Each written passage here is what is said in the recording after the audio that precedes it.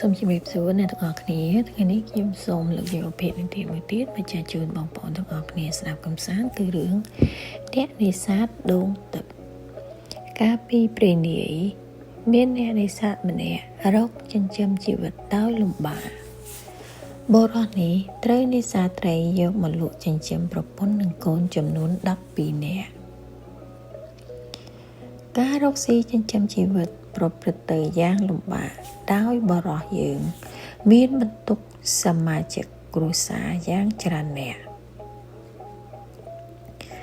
ហើយដោយផលនេសាទពុំសូវហត់ផលឲ្យផងនោះជីវភាពគ្រួសារចេះតែដុនដាបទៅជាលំដាប់ថ្ងៃនេះបរិសុទ្ធកំសត់រកចាប់ត្រីពុំបានសោះពេញមួយថ្ងៃតាំងពីព្រលឹមគាត់ខំស្វែងរកចាប់ត្រីតែសូម្បីតែកូនត្រីមួយគាត់ក៏រកមិនបានផងគាត់ភ័យព្រួយជាខ្លាំងព្រោះគាត់មិនអាចត្រឡប់ទៅផ្ទះដោយដៃទទេនោះបានទេប្រពន្ធកំណាចរបស់គាត់មុខជាជេរស្ដីបន្ទោសគាត់ហើយកូនទាំង12ច្បាស់ជាយំទីរកអាហារដោយស្រែកឃ្លានគាត់ពិបាកចិត្តជាខ្លាំងដកដង្ហើមវែងដោយអស់សង្ឃឹមនៅឯនាយសមុទ្រព្រះអាទិត្យបញ្ចេញរស្មីក្រហមព្រឿងរៀបអស់ស្ដឹងពុតទៅហើយគាត់ពុំហ៊ានដើរចូលទៅលំនៅស្ថានឡើយគាត់អង្គុយនៅគោដងមួយនាមាត់សមុទ្រដោយទឹកមុខក្រៀមក្រោះគាត់ខំរិះរកឧបាយដើម្បីដោះស្រាយបញ្ហាជីវិតដែលហាក់ដូចជាសែនចង្អៀតចំពោះរូបគាត់ណាស់បរិសុទ្ធយើងរកពុំឃើញកលណាមួយសោះគិតទៅទឹកភ្នែករបស់គាត់ក៏ហូរមកយ៉ាងជោគជាំគាត់ស្រែកទ្រហោយំទាស់តែលងលក់ទៅដោយឥតដឹងខ្លួនរំពេចនោះស្រាប់តែមានសំណោចអាចកំបាំងមួយលន់ខ្ទរបន្លឺឡើងហាណែអ្នកឯងក្រណាស់ចូលប្រញាប់ក្រោកឡើងហើយត្រឡប់ទៅផ្ទះទៅបរិសុទ្ធភ្ញាក់ឡើងឃើញតាចាស់ម្នាក់សក់ស្កូវប្រងរជែករយោងប្រកបដោយទឹកមុខមើងម៉ាត់បរិសុទ្ធកំសត់ជើងភ្លាត់មាត់ដោយអំណេរពោលទៅកាន់តាចាស់ថាសូមលោកម្ចាស់ជួយខ្ញុំផង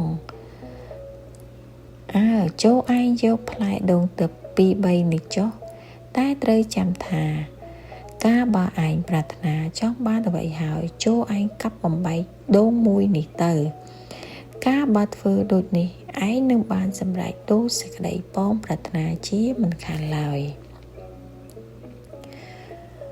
ដូចនេះក្នុងចំនួនផ្លែដូងទាំង3ឯងអាចប្រាថ្នាបាន3យ៉ាងចូលឯងយកវាទៅប្រាចុះតាចាស់ស្ដីចប់ក៏រលាយអន្តរធានបាត់ទៅអ្នកនេសាទត្រេកអរណាស់គាត់ក្រោក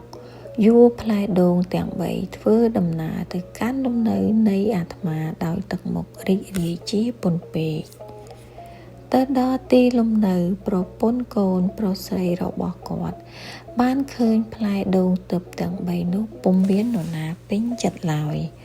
ប្រពន្ធក៏ផ្ដើមស្ដីថាតាប៉ិយកផ្លែដូងមកធ្វើអ្វីអញមិនស៊ីដូងទេ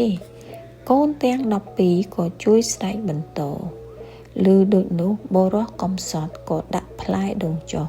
ហើយអង្គុយក្បែរនោះពោលដោយទឹកមុខញញឹមថាឯងមិនដឹងទេដូងនេះជាដូងទឹកណាឯងចង់លោមើលឬណែតាប៉ិកុំអួចតែផ្ដាស់មើលលបងទៅប្រាថ្នាសុំកូនបាន4-10នាក់ទៀតមើលបរិសុទ្ធជាប្តីក៏ចង់លបងប្រសិទ្ធភាពដូងទើបគាត់ដែរសឹងតែភរិយាស្ដីចប់ពុំតាន់គាត់ក៏កាប់បំបែកដូងទី1ភ្លាមកូនក្មេង10នាក់ទៀតក៏ប្រកាសឡើងភ្លាមចំពោះគាត់ញីភ្នែកសម្លឹងមើលទៅវងក្មេងដោយឆ្ងល់ផងភ័យផងគាត់ភ័យព្រោះបាថែកូន10នាក់ទៀតគាត់នឹងមានអ្វីចិញ្ចឹមវាដូចនេះគាត់ក៏បបួលប្រពន្ធគាត់កាប់ដូងដើម្បីប្រាថ្នាសុំឲ្យកូនទាំងអស់នោះត្រឡប់ទៅវិញគាត់ក៏ពោលថាសូមឲ្យកូនទាំងអស់នេះត្រឡប់ទៅវិញចុះ យើងខ្ញុំមិនមានអ្វីប្រាត់ចិញ្ចឹមវាទេ